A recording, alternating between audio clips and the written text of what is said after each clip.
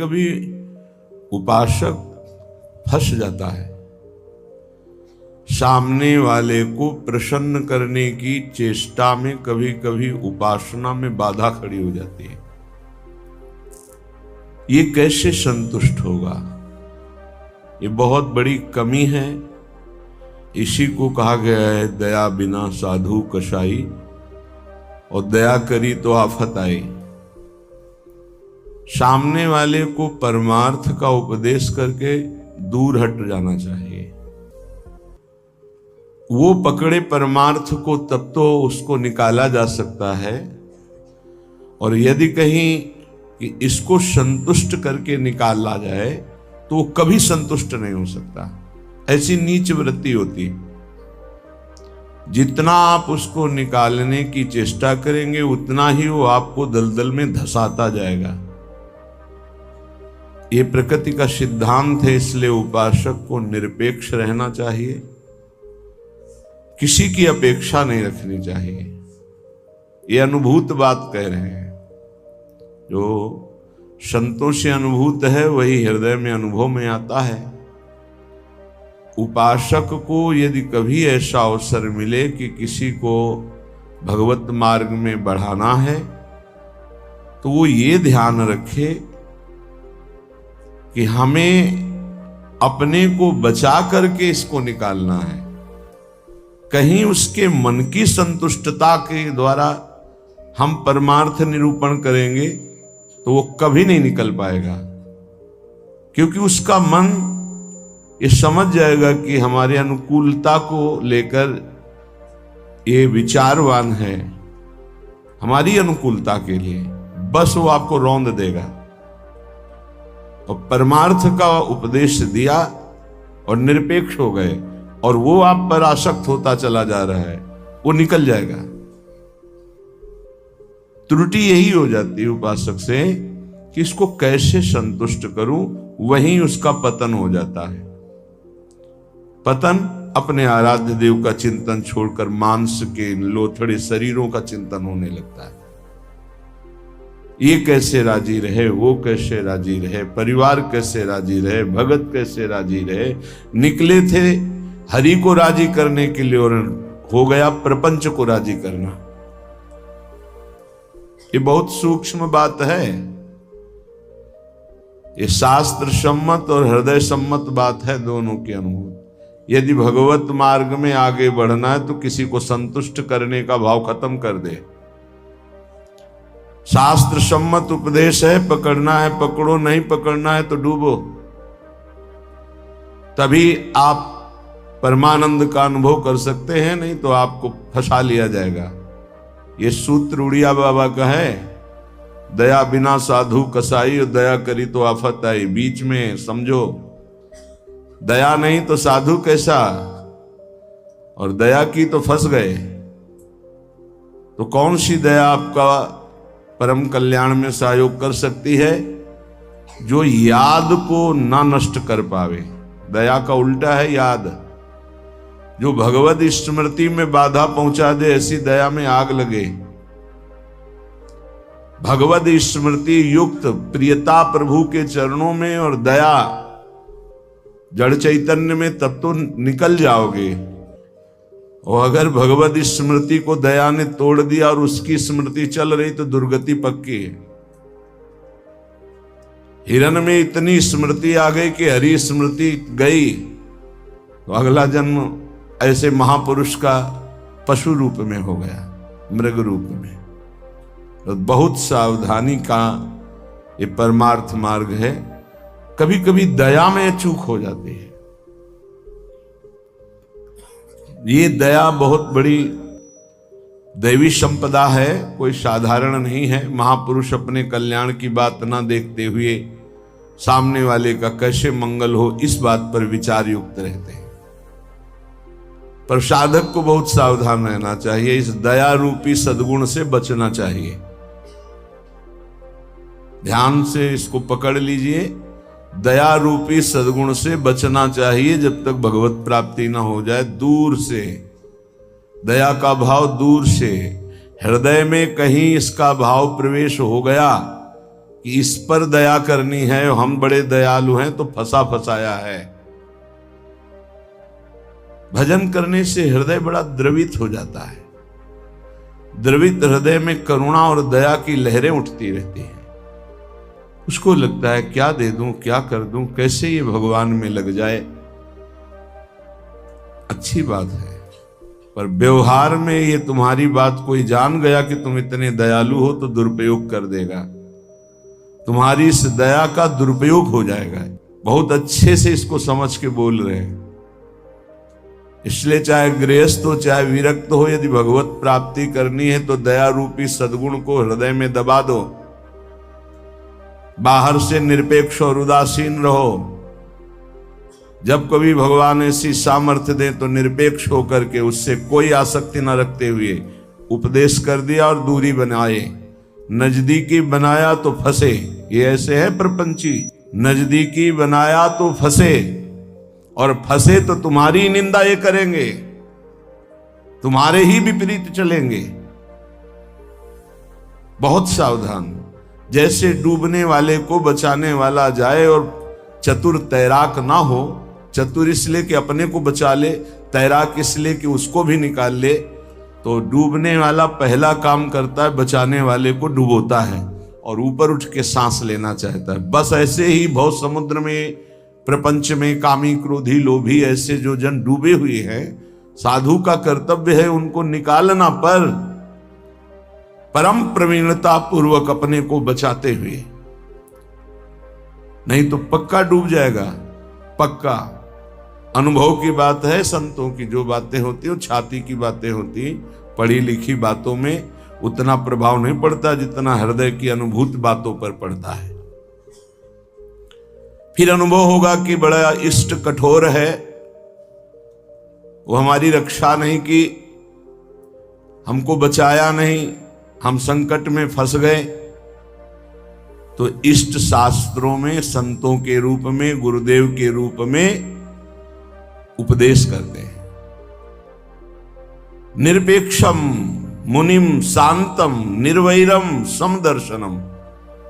कहां यहां ऐसा लिखा है कि तुम ऐसी दया करो कि उसी का चिंतन करने लगो, उसी के गले लग जाओ, उसी को अपना मान लो? कहां लिखा है? निरपेक्षम, किसी की अपेक्षा नहीं। हम उपदेश कर रहे हैं, उसको पकड़ो तो आओ, जैसे हम चाहें वैसे चलो तो आओ, नहीं तो जाओ। भगवान का ही सब बनाया हुआ खेल है, भोगो, खेलो, नरक जाओ स्वर्ग जाओ, तुम्हारी रुचि। अगर मुक्त होना चाहते हो तो आज्ञा का पालन करो, निरपेक्ष रहे। निरपेक्षम मुनिम, मननशील, एक क्षण भी अपने प्रभु को ना छोड़े। इस संसार का सूत्र है। यदि आप निरपेक्ष रहे तो आपकी चरण धूल माथे पे चढ़ाएगा और आपकी आज्ञा का पालन करेगा। और यदि आपने दुलार कर दिया, उसको अपेक्षा कि ये भगवान को प्राप्त हो, ऐसी चेष्टा करके दुलार कर दिया, तो वो तुम्हारी बात को रौंद देगा। सामने वाला यदि अपना परिवर्तन नहीं चाहता तो पूरा जीवन संग दे दो तो भी उसका परिवर्तन नहीं होने वाला। अगर परिवर्तन चाहता है तो दूर से एक शब्द सुनकर उसका परिवर्तन हो जाएगा। साधु बहुत सावधान। बड़े बड़े जो संत अनुभव करके बोल गए हैं वो अपने अनुभव से बोल रहे हैं, अपने हृदय की बात बोल रहे हैं। आप पकड़ लोगे तो आपका चिंतन नहीं बर्बाद होगा, वो अनुभूत बात आपको माया से बचा लेगी। सदैव अपने इष्ट देव के विचार में रहना चाहिए। भूल ये हो जाती है कि हम उसे प्रभु न मानकर उसका कल्याण करने का ठेका ले लेते हैं। हम इसका उद्धार कर सकते हैं, भूल हो गई। हमारे प्रभु आए शिष्य का रोल करते हुए, स्वांग करते हुए, तो स्वांग मात्र करना गुरु का असली बात नहीं है। गुरु शिष्य एक ही परमात्मा तत्व विराजमान है, असली बात है। ये भूल हो जाती है। कैसे ये संभले, कैसे ये दुखों से निवृत्त हो, कैसे भगवान को प्राप्त हो। थोड़ा बस उसके अनुकूल हो गए, वो तुम्हारी हर बात रौंद देगा, तुम्हें सेवक बना देगा, अपना गुलाम बना देगा। मान लेना हमारी बात, दिमाग में लिख लेना। एक साधारण विषयी आदमी तुम्हें अपना गुलाम बना सकता है। कैसे? उसकी अनुकूलता को यदि तुमने परोसा, बस वो तुम्हारी आज्ञा का उल्लंघन कर देगा। ऐसे सात्विक जन बहुत कम होते हैं जो ये बात सोचे कि ये किसी की तरफ देखते नहीं, किसी से बोलते नहीं। इन्होंने हमारी तरफ देखा, हमसे बोले, बात किया, अहो भाग्य। ये हम अपने अनुभव की बात और संतों के अनुभव की बात करते हैं जो माया मुक्त हैं। किसी को उपदेश देकर निरपेक्ष हो जाना, यही उसके कल्याण का स्वरूप है। उसको दुलार करना अपने और उसके दोनों के पतन का रास्ता है पक्का। संसार में कहीं कोई भी यदि भगवत मार्ग में चलना चाहता है तो शब्द पकड़कर निकल जाएगा माया से। और अगर गुरुजनों के, महापुरुषों के वचनों को नहीं माना तो हम लौट जाएं उसके चरणों में, हमारे ऊपर से खेले, तो भी वो कल्याण को प्राप्त नहीं हो सकता, क्योंकि वो वचन का पालन नहीं कर रहा। गुरुजनों का उदास रहना हमारे लिए अत्यंत आवश्यक है, क्योंकि जब वो उदासीन होकर तिरछी चितवन से देखते हैं तो हृदय थर्रा जाता है और धर्म पूर्वक चलता है। और जब गुरुदेव मुस्कुरा देते हैं तो उसका उल्टा फल होता है, हमें गर्व हो जाता है और हम उनकी आज्ञा का उल्लंघन कर देते हैं। ये संसार सद्गुरु स्वरूप है, ये पूरे जीवन शिक्षा देता रहता है।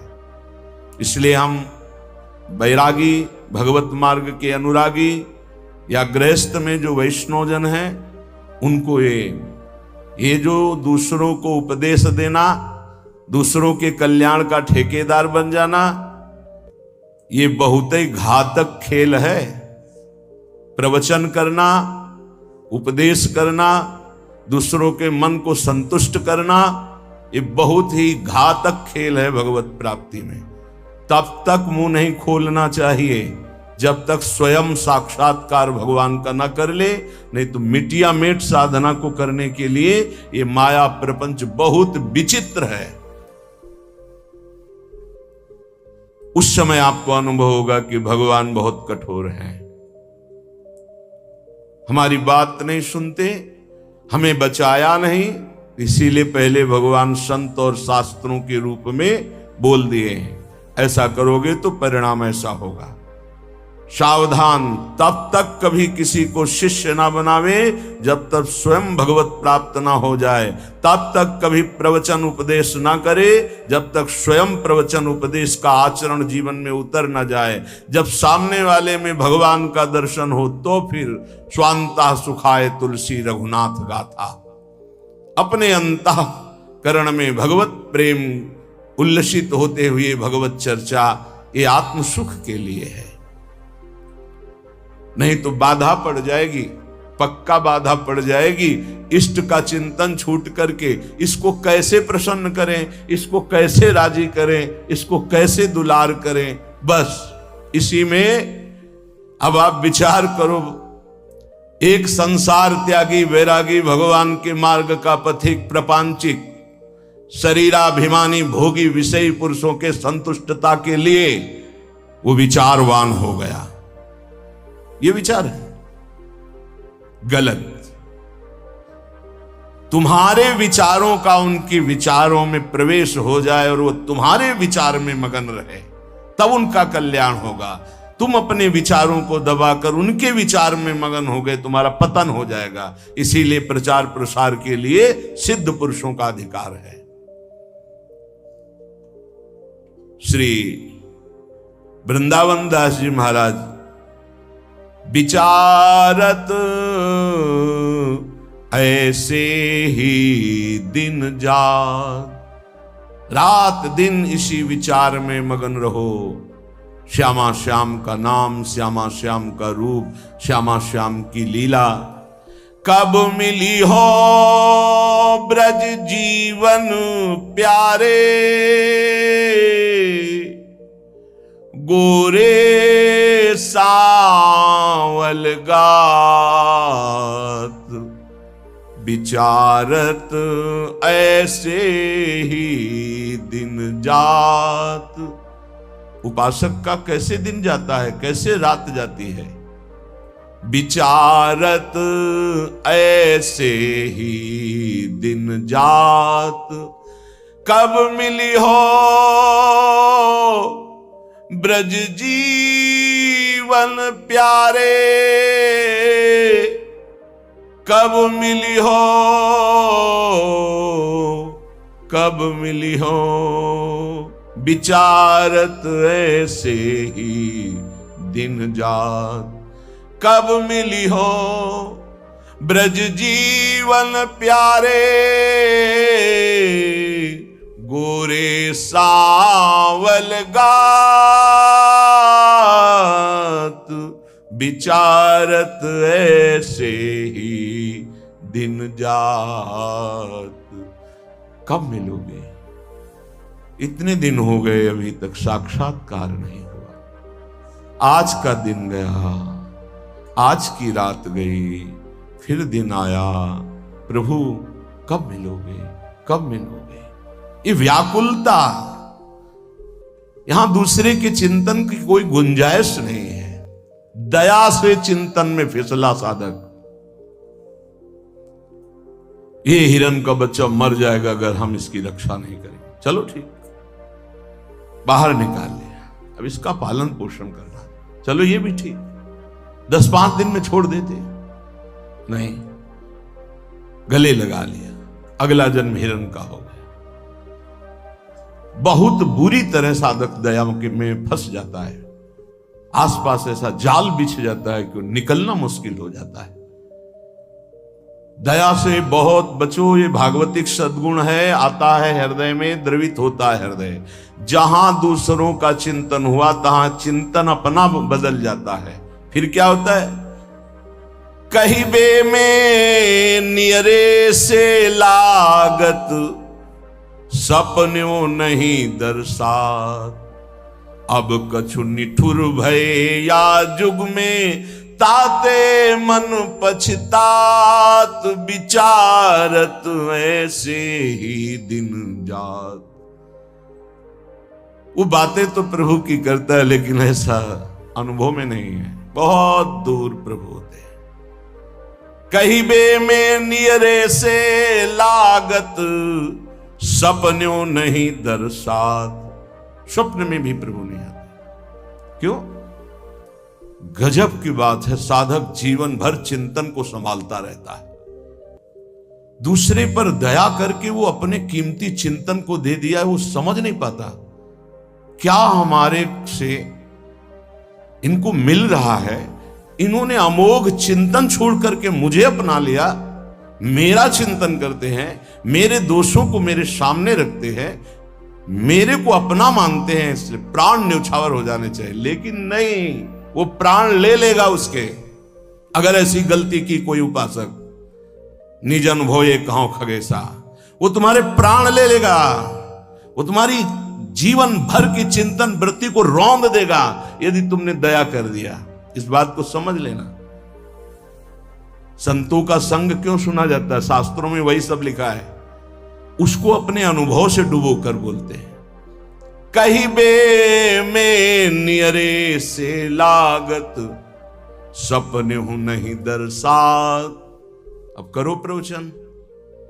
हृदय में आश्रय दूसरे का, चिंतन दूसरे का, संबंध दूसरे का, तो स्वप्न में भी आपके आराध्य देव नहीं झलकेंगे। फिर क्या हृदय कहेगा? अब कछु निठुर भय या जुग में, ताते मन पछतात। अब भगवान में नहीं सुनते, बहुत कठोर हो गए। हमें लगता है इस युग में, पहले बहुत जल्दी कृपा करते थे। हम आपको बताते हैं कलयुग में सबसे जल्दी भगवान प्रसन्न होते हैं।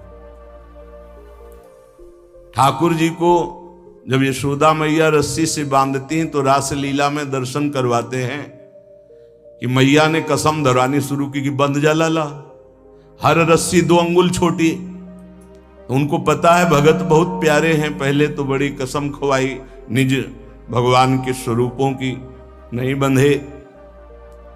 फिर सतयुग के भक्तों की, फिर त्रेता के, फिर द्वापर की, जो ही कहा कि तुम्हें कलयुग के भक्तों की शपथ से बन गए। क्यों? कलयुग में बहुत कम भक्त होते हैं। विशुद्ध भक्त भगवान की, हाँ, वृष्टि शारदी कहूं कहूं हुई। जैसे शारदीय वृष्टि कहीं कहीं होती है, ऐसे भगवान की भक्ति विशुद्ध भक्ति, विशुद्ध भक्ति में मिलावट, नाटक, दंभ, पाखंड, दिखावा, ये सब, केवल एक प्रभु से अपनापन, बहुत कम, तत्काल बन गए भगवान। कलयुग के भक्तों की जीव शपथ दी भगवान, ऐसा रासलीला में दर्शन कराते हैं। कलयुग में बहुत जल्दी भगवान का साक्षात्कार होता है, पर बड़ा कठिन है अपने मन को समेटकर प्रभु में लगाना। करुणा निधि के ही भांति कहावो, सुनत नहीं सकुचार। एक बात मान लेना, हमारे प्रभु तक आवाज उसी की पहुंचती जिसका केवल प्रभु से संबंध है। अगर दूसरा कोई है तो आवाज नहीं पहुंचेगी, तुम्हारे हृदय में ही बैठेंगे, नहीं सुनेंगे। आवाज पहुंचती है जब केवल प्रभु रहते। जैसे द्रौपदी जी, जब तक कोई और था, अपना बल था, तो आवाज नहीं निकली। क्या द्रौपदी जी के हृदय में भगवान का चिंतन नहीं होता क्या? महाभारत में लिखा है, जो ही दुशासन आया तो भगवान का चिंतन चल रहा था, क्योंकि महाभागवत में कोई ऐसा नहीं कि श्री कृष्ण का विस्मरण था, लेकिन बल था पांडवों का, बल था औरों का, पुकार नहीं हुई, पुकार नहीं हुई।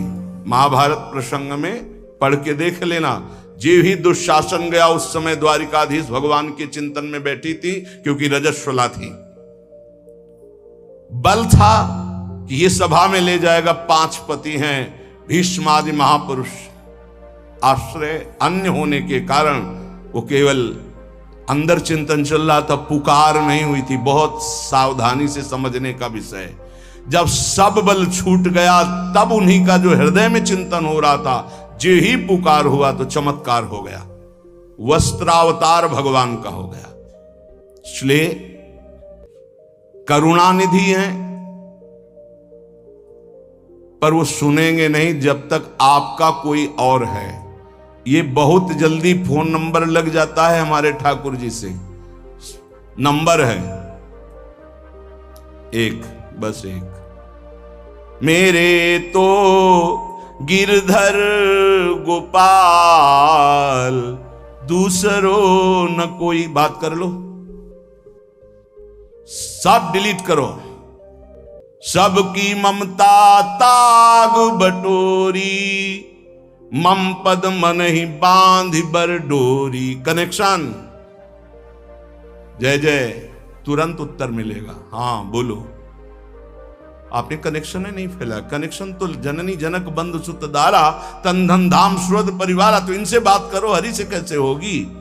हरि से बात करने के लिए एक ठसक हमारे माई श्यामाजू को राज, एकमात्र प्रियाजू से अपनापन। तो अभी बात कर लो। लेकिन धिक्कार है हमारे मन को, हमारी इंद्रियों को, हमारी बुद्धि को बड़े परमार्थ के बहाने से चुराती माया। माया कोई विपक्ष बन के थोड़ी आती है, नहीं तो साधक विपक्ष को पहचान के फौरन अपने को बचा ले, वो भी चतुर खिलाड़ी है, पक्ष बन के आती है। हम इसका कल्याण कर देंगे, ये हमारी सेवा में है, ये इसका मंगल होना चाहिए। मार देगी विपक्ष, सेवा के बहाने से घुसता है और फिर मार देता है। ये बात ध्यान रखना, पकड़ लो हमारी बात को। एक परमहंस जी हमें मिले, वो आर्मी में मेजर थे, बाद में संत बने। बहुत ही अष्टपुष्ट शरीर, हमसे 1 बीता लंबे, भारी त्रिशूल हाथ में रखते थे, गौ रक्षक, हजारों गौओं को ट्रकों से छुड़ाया था। तो विपक्ष मूड़ मुड़ा के, सफेद अचला सफेद ऊपर, साष्टांग दंडवत उनके आश्रम में। महाराज हमारी गौ भक्ति बहुत जोर की, कसाई था,